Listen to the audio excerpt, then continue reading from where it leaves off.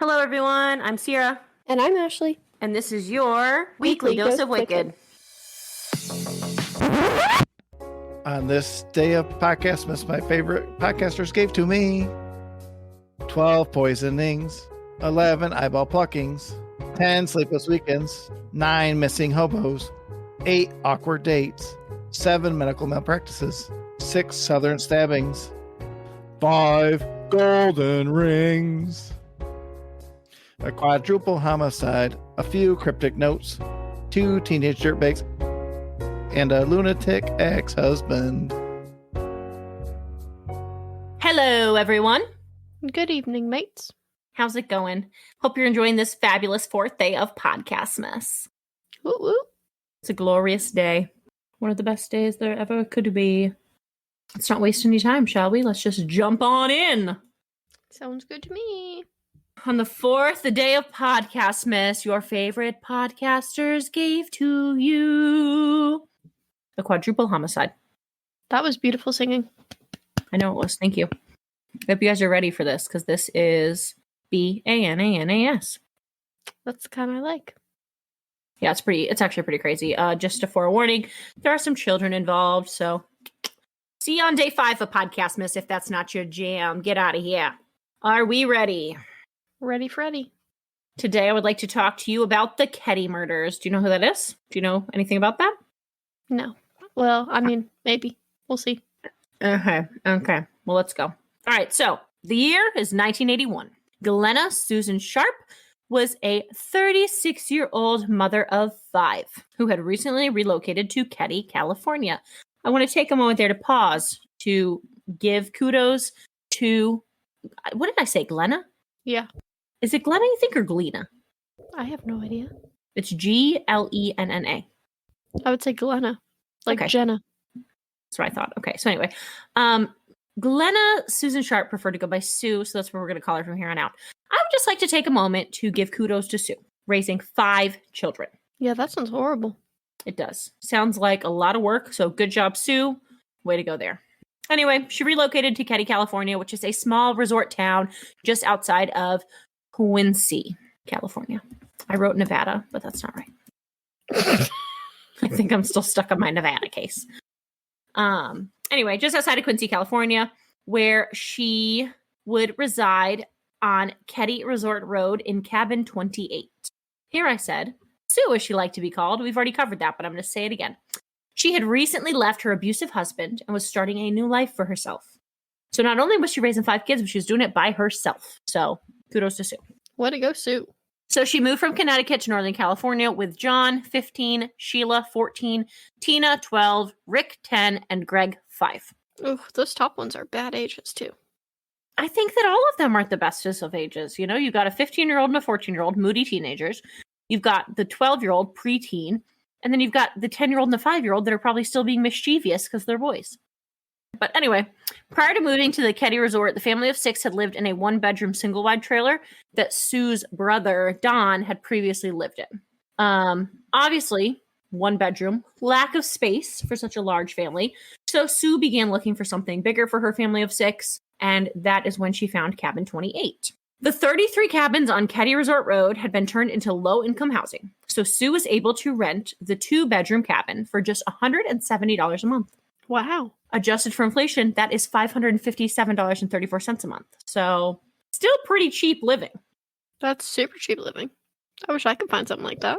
And we're talking about California. Yeah, that's crazy. Unheard of. I don't think you can find anything that cheap in California now. I don't know. Never been to California, but everything I hear says it's very expensive there. That's what I hear as well. So anyway, while the 2-bedroom cabin wasn't much bigger than the trailer, it did allow for the girls to have 1 bedroom and for the younger boys to have the other. And then it had a basement, so the older boy, John, had the basement to himself. A finished basement, but I don't know that he cared. He probably just enjoyed having the privacy. Yeah, probably.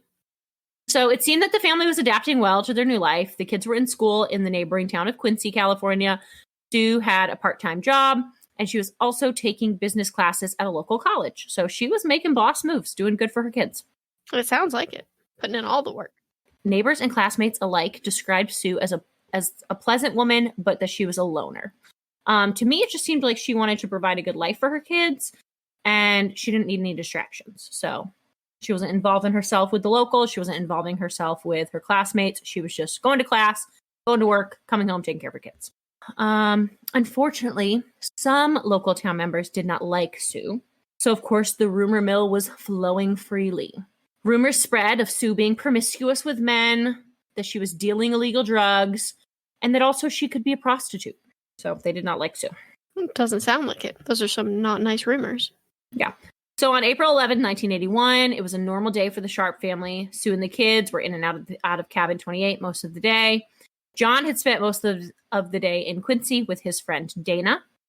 At one point, Sue and Sheila went and picked John and Dana up and brought them back to cabin 28, but the two decided to head back out a little later that afternoon with plans to return that night. Sue was fine with this, but she told them not to hitchhike.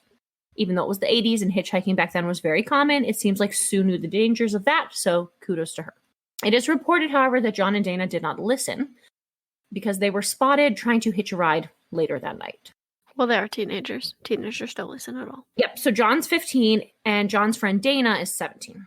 So, in the evening, Tina and Sheila are the two girls. Sheila 14, Tina 12. They went next door to cabin 27 to hang out with the Seabolts, which was the family that lived next door. They watched TV and they hung out with their friends. Sheila decided to stay the night, but Tina wanted to go back home, so she walked back to cabin 28. That evening, Rick and Greg also had a friend over to spend the night. His name was Justin. It seemed by all accounts to be a perfectly normal Saturday night for this large family. Lots going on, but the kids, that can be expected. I mean, the children are ranging in age from 5 to 15. So that night, 5-year-old Greg would be the first to turn in at around 8:30, followed by 12-year-old Tina at 9. Rick and Justin went to bed around 10 after watching some TV with Sue. Sue stayed up watching TV, more than likely waiting for John and Dana to return. At around 7 a.m. the following morning, April 12th, 1981, 14-year-old Sheila returned home to change her clothes and get ready to go to church with the Seabolts. When she opened the door, she was presented with a horrible scene. The cabin's living room was covered in blood. It was an absolute massacre. And lying on the living room floor were 36-year-old Glena Susan Sharp, 15-year-old John Stephen Sharp, and 17-year-old Dana Hall Wingate. Oh, poor baby having to walk into that. Yeah, at 14 years old, walking into her mother, her oldest brother, or her older brother, and her brother's friend on the floor in the living room. That's awful. Yeah. So Sheila immediately ran screaming back to the Seabolts. It's assumed that someone from cabin 27, which is the Seabolts cabin, went to the main lodge to report the homicides, as the Seabolts did not have a phone in their cabin. Jamie Seabolt went over to cabin 28 to check the house for the smaller children since they were still unaccounted for. Jamie did admit that he entered the home through the back door that was left open and that he could possibly have contaminated the crime scene because he walked through the house looking for the kids. He didn't find them, though. I think it was just too gruesome of a scene. He ended up exiting the house, and Jamie actually ended up getting Greg, Rick, and Justin out of the house through the bedroom window so that they wouldn't see, like, the scene of the murders. At this time, they were also all still asleep. Wow. Yeah. At 8:05 a.m., the sheriff's department received a call from Jan Albin, which was co-owner of the Keddie Resort, reporting that there was a possible homicide. Possible? What else would it be? Makes me so annoyed. I don't know why I'm so annoyed by that, but possible homicide. So, first to the scene was Deputy Hank Clement, followed by Sergeant Jerry Shaver. Soon after, more police personnel would arrive, and the investigation immediately ensued. Justin's parents came to pick him up. Sergeant Jerry Shaver took statements while the others processed the crime scene, and they also did welfare checks on the other cabins and interviewed the neighbors. There were some weird happenings the night before. One neighbor claimed that they had heard a dog barking by cabin 28, but the Sharps didn't have a dog. Another neighbor claimed that their cat kept pacing in and out of the cabin. It didn't specify if by their cat they meant like their cat or if they meant the Sharps' cat. I mean, does it really matter? I just thought it was weird that it didn't specify. Like, why would their cat pacing have anything to do with the Sharps? I don't know. I don't feel like that was pertinent information, but whatever. No, it wasn't. They thought it was. Another neighbor claimed that they had seen the back porch light on at the Sharps' cabin at around 4 a.m. And the most pertinent information was a couple who lived by cabin 28 claimed to have woken up around 1:30 a.m. and to have heard muffled screaming. That's pretty crazy that a neighbor heard screaming, but the kids in the house didn't. I don't know. Kind of crazy to me that the children were all sleeping as well. So that couple did end up getting out of bed to investigate, but they couldn't determine where the screams were coming from, so they just went back to bed. Okay. I liked your face there. I just couldn't imagine. Oh, I don't know where that noise is coming from. Sounds like people are in trouble. Whatever, going back to bed. Right. I mean, it's not clear. It was 1981. The Seabolts didn't have a phone in their cabin. Maybe this couple didn't have a phone in their cabin either, and they were like, somebody's probably in trouble, but it's not worth our lives to go to the lodge to call for help. That's really the only way that I can like make up for them. Yeah. Also, I looked it up for my case. I think that 911 did not come into place until 1986. Sounds about right. That sounds really late to me. Yeah, but it sounds about right. So it wouldn't have just been like easy, like, oh, call 911, because that wasn't a thing. 1967. Oh, I'm dyslexic. Yeah. This says it was introduced in the United States in January of 1968. It sounded right to me, though, so maybe we're just both dyslexic. Well, I said 86. It was 68. So, I mean, yeah. Mm-hmm. That makes sense. Okay. Never mind then. Disregard. Okay. You know what, though? I don't know, because I don't know. Maybe it wasn't. So it says it was introduced in 1968. But this says, regarding national U.S. coverage, only 26% of the U.S. population could dial the number in 1979.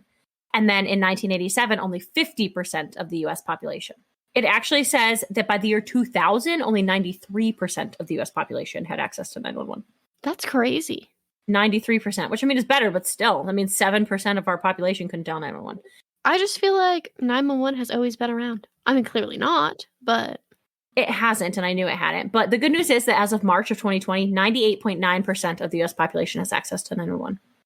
I'm glad that almost everybody has access. There's still 1.1% that doesn't, but... That's crazy. Yeah.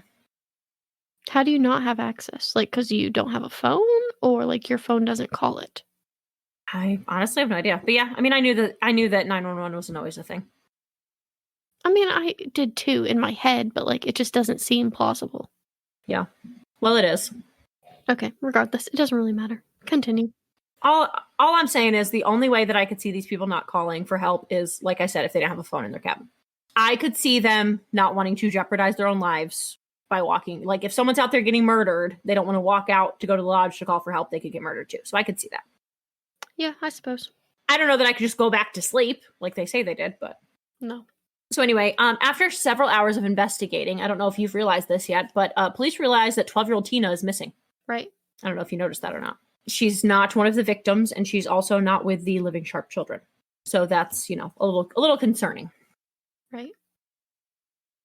Police are able to determine that the 3 victims had been bludgeoned with a hammer after being bound with electrical wire and medical tape. Sue and John had both been stabbed multiple times. Sue was gagged and had defensive wounds on both of her arms, showing that she had fought for her and her children's lives. She had also been hit in the head with the butt of a rifle. Sue was nude from the waist down, though there were no signs of sexual assault.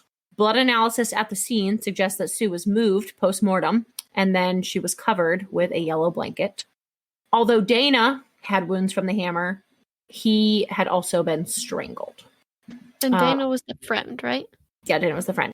On the scene, they recovered a knife by the bodies with a bent blade. So that just goes to show how violent these murders were. They had been stabbed so violently that the knife blade had bent. They also recovered another steak knife believed to have been used by the perpetrators, as well as a hammer and a hunk of plastic they would later determine came from a BB gun. There was no sign of forced entry. The phone had been left off the hook, though. All of the lights had been turned off and all of the curtains had been closed. They found a single fingerprint on a railing on the back porch of the cabin. Tina's bed was also covered in blood, so it's determined that she was taken after the attacks. It doesn't say that it was her blood, so it could just have been blood from the other victims, but there was blood on her bed, so she was taken after the attack of her family members. Although they did search for her, Tina was not found. Plumas County Sheriff's Department assigned 8 detectives to this case, and they worked around the clock trying to drum up any leads. 2 sketches were released to the public, but the 2 men were never identified. Forensic testing determined that 2 separate hammers were used. So that would lead them to believe that there were 2 suspects, obviously. They've got 2 different men like 2 different sketches, and they have 2 hammers. Okay. Sounds like 2. They also determined that the rifle Sue had been struck with was a Daisy 880 BB gun. They were able to rule out robbery gone wrong pretty quickly since there was nothing missing from the cabin. It would appear as though Tina is what they were there for. Oh, I said here that it's believed there are 2 perpetrators. One of them brought a claw hammer, the other a BB gun. While the murders are believed to have been premeditated, they were violent and messy. And the most astounding part of this entire case is how those 3 little boys slept through the entire thing. Yeah, that is blowing my mind. Yeah, well, it's especially crazy considering that there's blood on the inside doorknob of the bedroom the boys were sleeping in. So whoever it was went in there. Or maybe one of the boys was awake. Okay, I guess that's possible. After questioning all 3 boys, police believe that Justin may have blocked out the memories of the attack because of the trauma. About a month after the murders, Justin confessed to his therapist that he was having dreams about the murders. He just wasn't sure if these were fictional dreams or if they were memories. Police ended up giving Justin a polygraph test, and he said that he thought he may have witnessed the murders. He remembers hearing a noise and getting out of bed. When he did, he saw Sue lying on the couch and that the 2 men were standing over her. One wore all black and had glasses. The other had brown hair and was wearing army boots.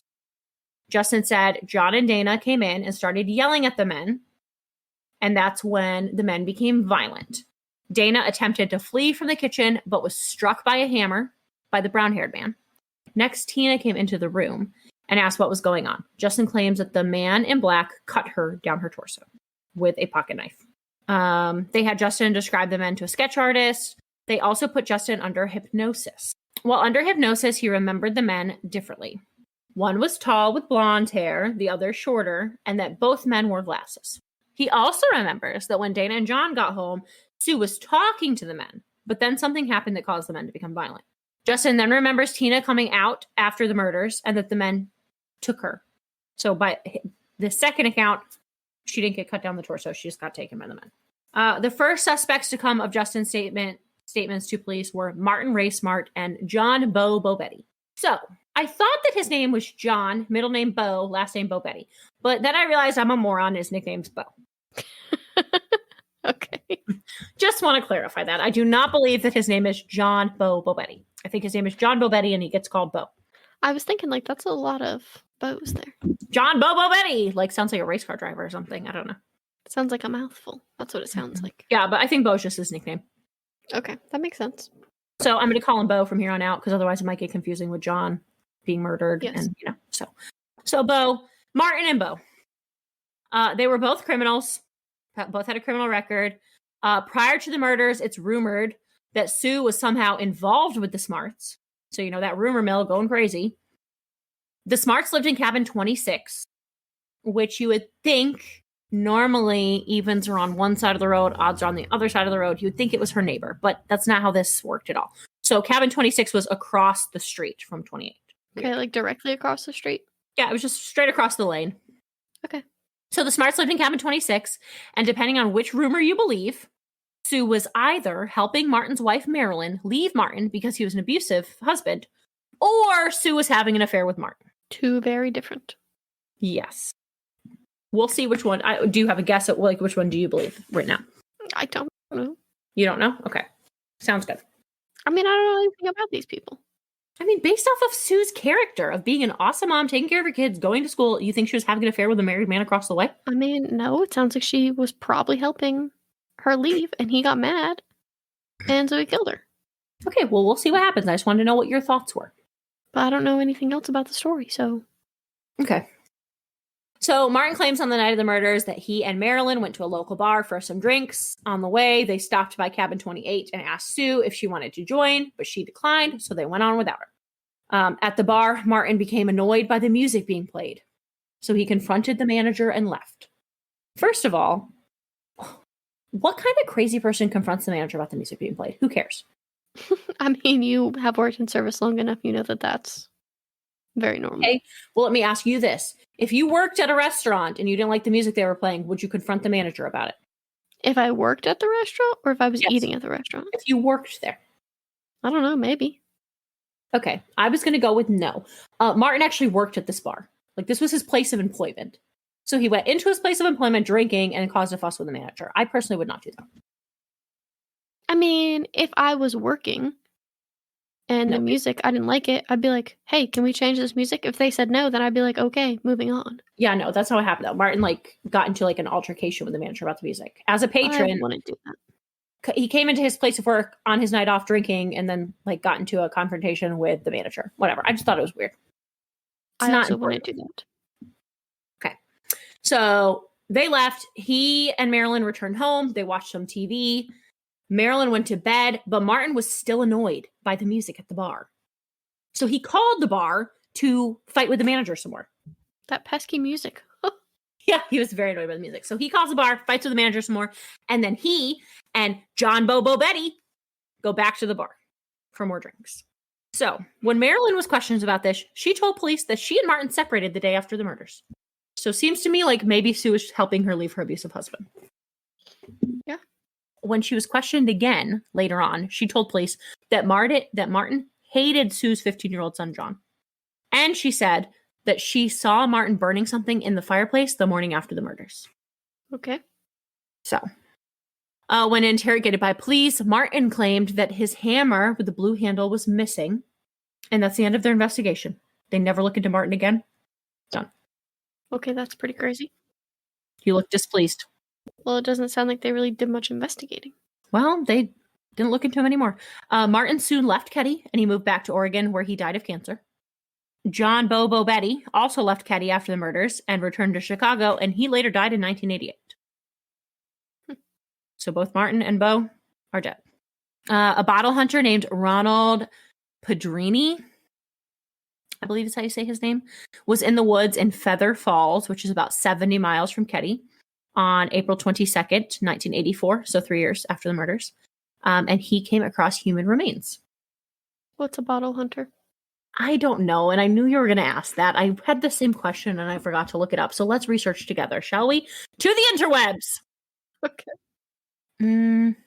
It looks like there are people that go and look for vintage liquor bottles. Yeah, I just assumed it was like a kind of hunting or something. Like, No. not like actual looking for bottles, but yeah, that's what it looks like. That's what it looks like. I mean, Where did they live? California. I was thinking like maybe like moonshine, but do they make that in California? I have no idea. Okay. Anyways, it doesn't matter. Bottle hunters. It says that finding evidence of potential antique bottle dumps or middens is done by searching areas where it is likely that older garbage was deposited. Diggers generally look for clues of pre-1920 junk piles in the woods or down embankments, places where old houses or businesses stand or once stood. So apparently it's a common thing.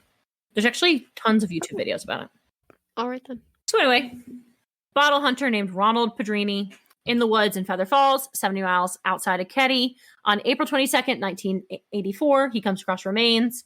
Initially, they're believed to be Native American remains, but an anonymous tip to the police claimed that they are the remains of Tina Sharp. And about 2 months later, forensic testing does confirm they are in fact the remains of 12-year-old Tina. According to forensics, it is determined that Tina died sometime after November 1st, 1981. So 6 months after her abduction. That's crazy. Mm-hmm. And she was 70 miles away and they didn't find her. They are not able to determine a cause of death due to the decomposition of the body. In 2013, Mike Gramberg was hired as a special investigator in the case. He was not involved in the case back in 1981. He was like fresh out of the academy, a little deputy, so he was not put on the case. So while he was not like part of the initial case, he is close to the case for personal reasons.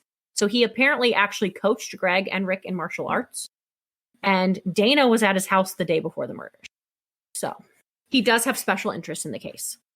Mike Gramberg claims that locals did not have, I don't know the word that I'm looking for. I don't know the word. Confidence. He claims that locals were not confident in the police department at that time, in the sheriff's office, whatever. They did not believe that they could keep them safe. They didn't believe that they were handling the investigation properly, as no arrests were ever made. By this point, it's 2013. So when he starts looking into the case, he finds it's a mess. The case files are like not where they're supposed to be. There's evidence that was supposed to be kept in a freezer. And at one point, the freezer was like unplugged and all of the evidence thawed out. There was like blood and DNA evidence in this freezer. There's a log of all of the evidence. It's completely missing. Essentially, all of the evidence has just been completely mishandled in the past. I mean, at this Sounds like they botched this case. That's essentially what Mike Gramberg thinks as well. He says that he's not one for conspiracy theories, but to him, doesn't look like they handled the case well at all. Like I said, like there's evidence in Keddie. There's also evidence in like Quincy. Like the evidence is at different police departments. It's just a mess. So he's like, like this is just insane. It was just really not handled well. So in 2016, a hammer is found in a dried up pond by the entrance of Keddie Road. And it's matched to the hammer that was missing from Martin's house. That one that he just misplaced, couldn't find. In April of 2018, Gamberg claimed that they matched DNA to a living suspect. But to this day, a name has not been released and no arrests have been made. That's crazy. Yeah, so Gamberg said that the case was grossly mishandled during the initial investigation. And then he said, the case was as messed up as a soup sandwich. I like that. I liked that too. That's why I put it in there. After the murders, Keddie essentially became abandoned. Like the case remained unsolved. Tourists were afraid to stay there. I don't blame them. In 2004, Cabin 28 was demolished. And to this day, it's essentially just like a ghost town. That's kind of creepy. Mm-hmm. I would agree. I bet you're wondering what happened to the living Sharp children. I am. So initially, they were sent to live with an aunt, but the aunt soon became overwhelmed. She had children of her own and then to add 3 more children to it. She just couldn't handle it. So the children were then put into foster care where they were then separated. That's sad. It is sad. Sheila said that she felt like she had to kind of become like a surrogate mother to the kids, to the younger kids. And she did her best to try and like shelter them from what had happened to their mother and siblings. Sheila's now in her 50s. She's happily married with 3 children, and she's the grandmother of 2. She said that living through like this horrible crime and the massacre of her family has made it difficult for her to get close to people. She said that she feels like she's constantly like watching her back to make sure that there's like no one coming up on her. Just made her really on edge. I could imagine. Yeah. She also said in an interview in 2016 that she wanted people to remember her mother's kindness and not the brutal murders. She said her mom was the kind of person that would have done anything for anybody. So that's just what she wants people to remember. And in 2021, ABC News reported that they were closer than ever to solving this case. But I haven't heard anything. Haven't heard anything since. So essentially, this is just a cold case for too long. 40 years. I mean. Yeah, that was pretty crazy. It is crazy. I would agree. So anyway, it's your 4th day of podcast, miss.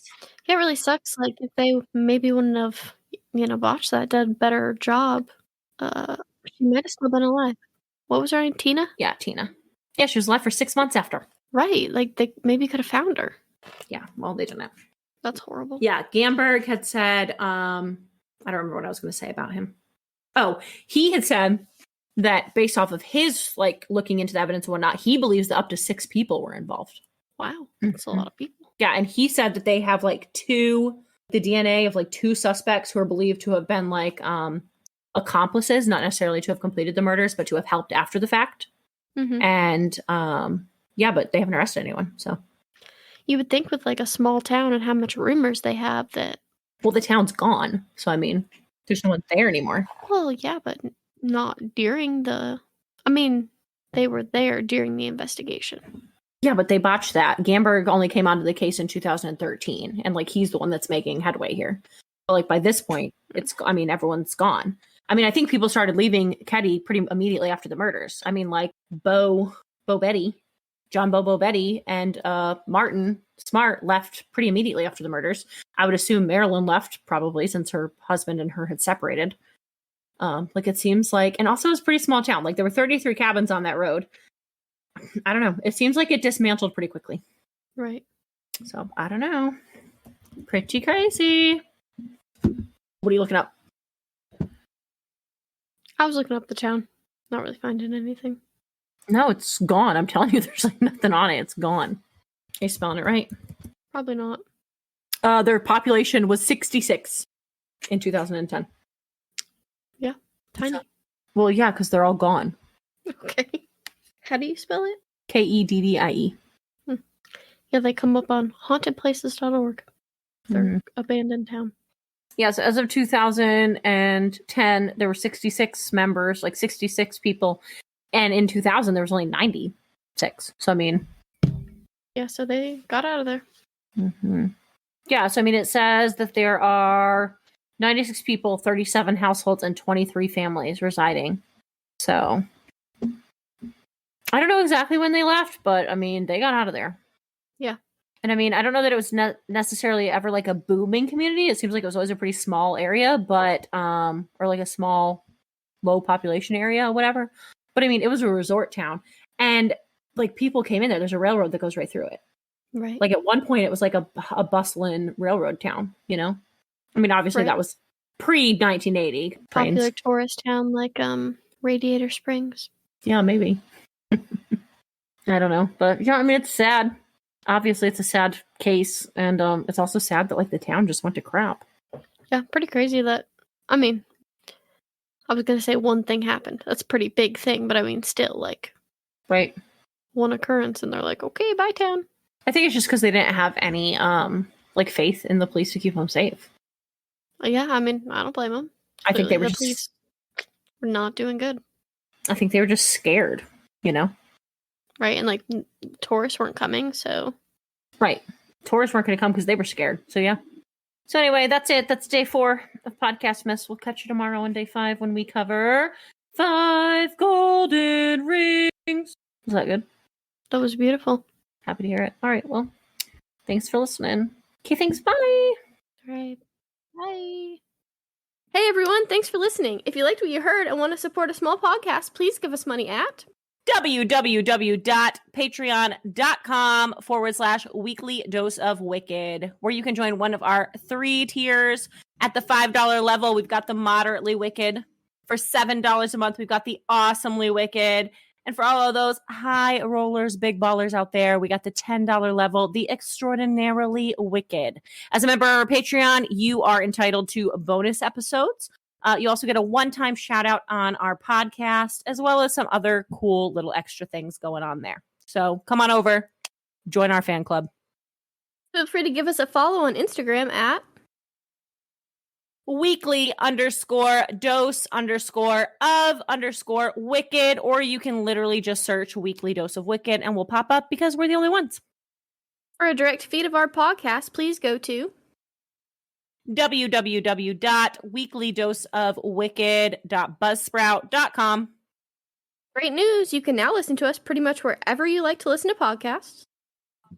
That's right, folks. We are big time. You can now hear your Weekly Dose of Wicked on Apple Podcasts, Spotify, Google Podcasts, Amazon Music, Stitcher, iHeartRadio, TuneIn Plus Alexa, Podcast Addict, Podchaser, Pocket Cast, Deezer, Listen Notes, Player FM, Podcast Index, Overcast, Castro, Castbox, and Podfriend. The only place we can't seem to get ourselves on is Pandora. So we'll let you know when that happens. In the meantime, make sure to come back next Wednesday for your Weekly Dose of Wicked. But